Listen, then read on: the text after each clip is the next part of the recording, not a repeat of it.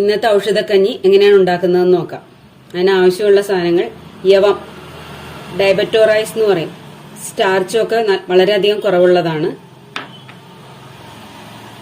തുമ്പയും മുയൽച്ചെവിയനും കൂടി ഇടിച്ചു പിഴിഞ്ഞ നീര്, നവധാന്യങ്ങൾ,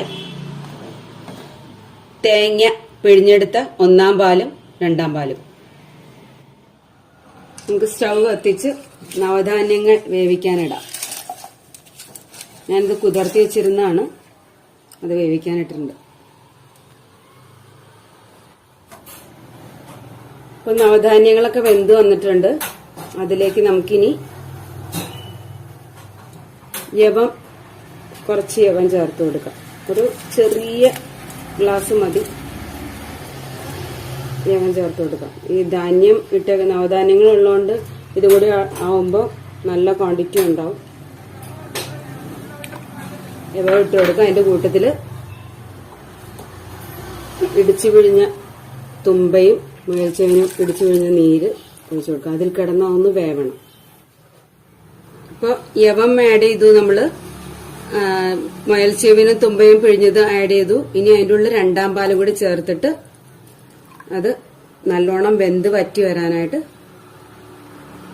വെയിറ്റ് ചെയ്യാം.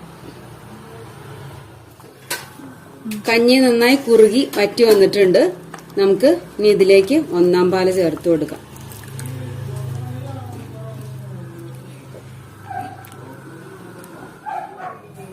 പതുക്കെ തിള വന്നു തുടങ്ങിയിട്ടുണ്ട്. ഇനി നമുക്ക് നിർത്താം. ഔഷധക്കഞ്ഞി റെഡി.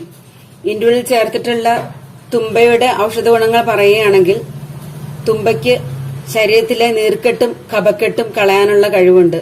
വയറിലെ ഗ്യാസ്, അസിഡിറ്റി ഇവയ്ക്ക് കുറയ്ക്കാനുള്ള കഴിവുണ്ട്. മുയൽച്ചെവിയനാണെങ്കിൽ തൊണ്ടയ്ക്ക് വരുന്ന എല്ലാ അസുഖങ്ങൾക്കും വളരെ നല്ലതാണ് മുയൽച്ചെവിയൻ. നീരുവീഴ്ചയ്ക്ക് വളരെ നല്ലതാണ്. അങ്ങനെ പലതരം ഔഷധ ഗുണങ്ങളുള്ളതാണ് മുയൽച്ചെവിയനും തുമ്പച്ചെടിയും. മറ്റൊരു ഔഷധക്കഞ്ഞിയുമായി നമുക്ക് നാളെ കാണാം.